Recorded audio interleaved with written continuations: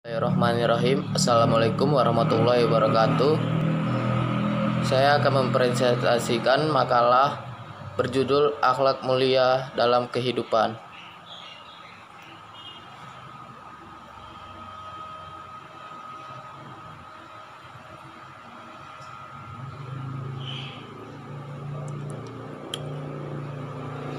A. Pengertian akhlak mulia.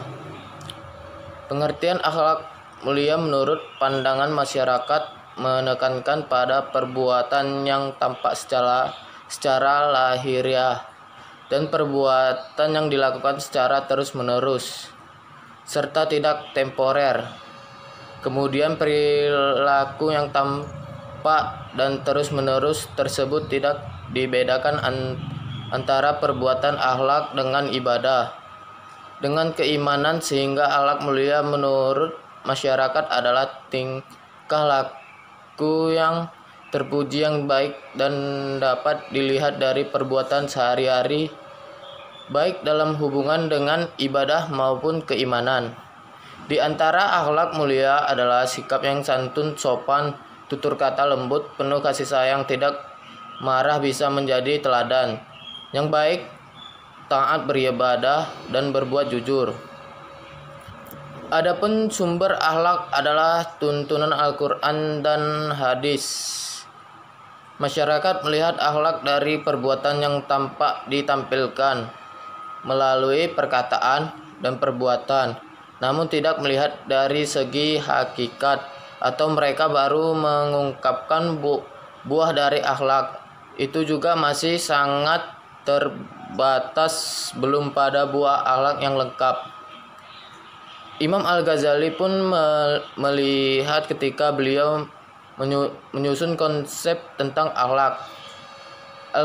Al-Ghazali mencontohkannya seperti kata Hasan Basri, kebagusan akhlak itu manis, memberikan kelebihan dan mencegah kesakitan. Dan Al-Wasid berkata, akhlak yang bagus adalah tidak bertengkar dengan orang dan orang tiada bertengkar dengan dia karena makrifatnya kepada Allah. Syekh Al-Kirmani berkata, akhlak yang baik ialah mencegah yang menyakitkan dan menggunakan kesulitan-kesulitan. Sebagai dari mereka, kata Al-Ghazali, mengangkat orang yang berakhlak ialah yang dekat dengan manusia karena bagus pergaulannya dan asing tentang sesuatu di antara manusia itu, tiada rapat berhubungan. Dan masih banyak lagi contoh yang dikemukakan Al-Ghazali yang pada intinya bahwa masyarakat bersamaan mengartikan dari segi perilaku yang dapat ditampilkan dan belum pada pengertian hakikatnya. B. Akhlak mulia dalam kehidupan. Pandangan masyarakat tentang akhlak mulia. Kajian tentang akhlak mulia didasarkan pada pendekatan normatif dengan melihat akhlak berdasarkan dalil dan pemikiran para ahli dalam bidangnya. Selanjutnya dalam pembahasan ini akan mengulas akhlak mulia secara pendekatan induktif berdasarkan pandangan masyarakat. Hal ini menjadi penting agar akhlak dapat mudah disosialisasikan dan dilaksanakan sesuai dengan perkembangan zaman, sehingga penulis akan menerapkan pandangan masyarakat terhadap akhlak yang mulia. Menerapkan pandangan masyarakat terhadap akhlak yang mulia. Paparan berdasarkan hasil wawancara dengan 3 responden yang dipandang sebagai tokoh di masyarakat. Tautan wawancara adalah untuk mendapatkan data tentang pandangan masyarakat terhadap akhlak mulia yang meliputi pengertian akhlak mulia, tanda-tanda akhlak mulia pada seseorang, tanda-tanda orang yang tidak memiliki akhlak mulia, Faktor-faktor yang menyebabkan adanya akhlak mulia dan dampak akhlak mulia pada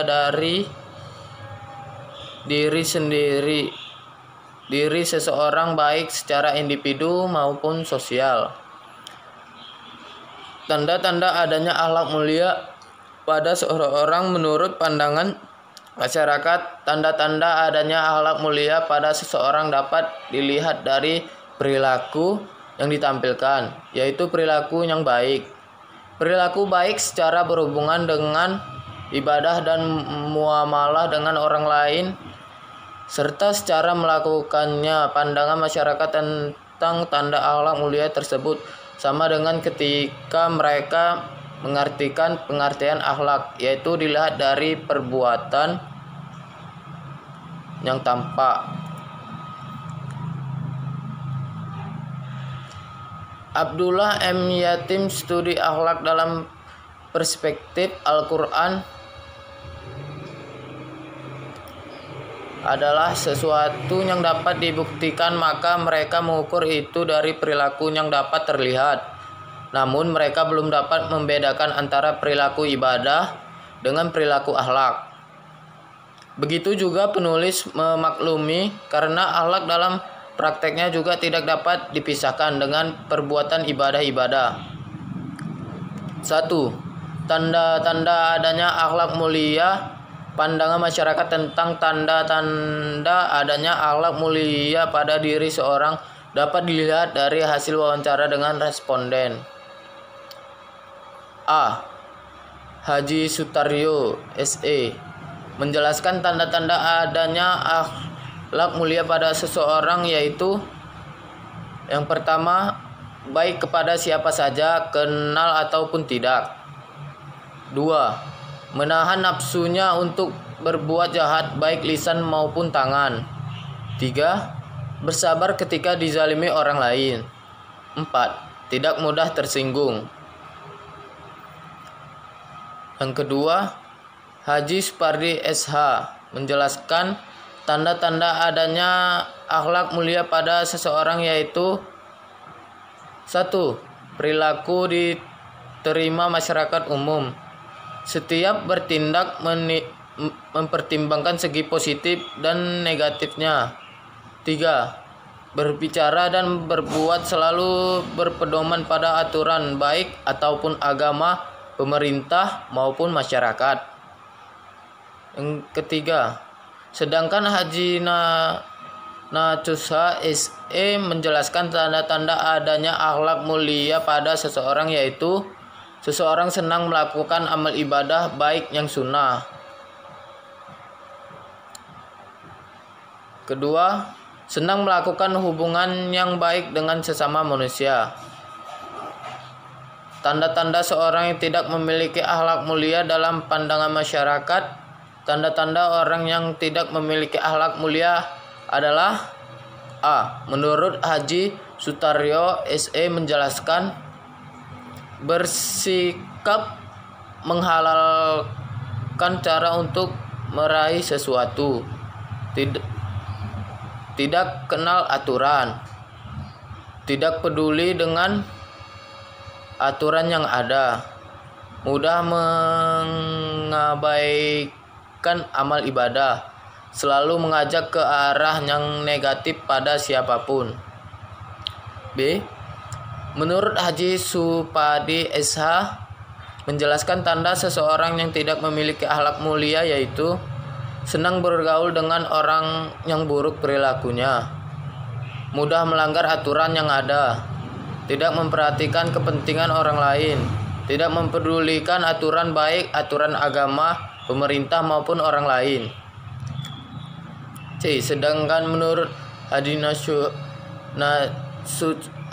SE menjelaskan tanda-tanda orang yang tidak memiliki akhlak mulia ialah tidak punya rasa malu, menunjukkan sikap yang baik di muka umum, mudah melakukan perbuatan yang bertentangan dengan norma agama dan sosial. D. Banyak berbicara tapi sedikit berbuat. Faktor-faktor adanya akhlak mulia dalam pandangan masyarakat. Faktor-faktor adanya akhlak mulia adalah sebagai berikut. A. Menurut Haji Sutaryo SE menjelaskan faktor yang menyebabkan adanya akhlak mulia: keturunan, lingkungan, pergaulan sejak kecil, pembawaan, ilmu pengetahuan. B. Menurut Haji Supadi SH, faktor yang menyebabkan adanya akhlak yang mulia ialah 1. Lingkungan keluarga, 2. Pendidikan formal dan normal, lingkungan masyarakat, keturunan, dan rutinitas ibadah. C. Sedangkan Haji Nasusa SE menjelaskan faktor-faktor yang menyebabkan adanya akhlak mulia adalah 1. Kebiasaan melaksanakan amar ma'ruf nahi mungkar, 2. Kebiasaan beramal soleh, 3. Membiasakan menghindari tingkah laku tercela, 4. Pergaulan akhlak mulia bagi seseorang. Pengaruh akhlak mulia terhadap seseorang menurut pandangan masyarakat dapat dilihat dari hasil wawancara dengan responden, yaitu A. Haji Sutaryo SE menjelaskan bahwa pengaruh akhlak mulia bagi individu ialah 1. Jiwa tenang, 2. Mendatangkan kebahagiaan dalam kesederhanaan, 3. Tidak stres.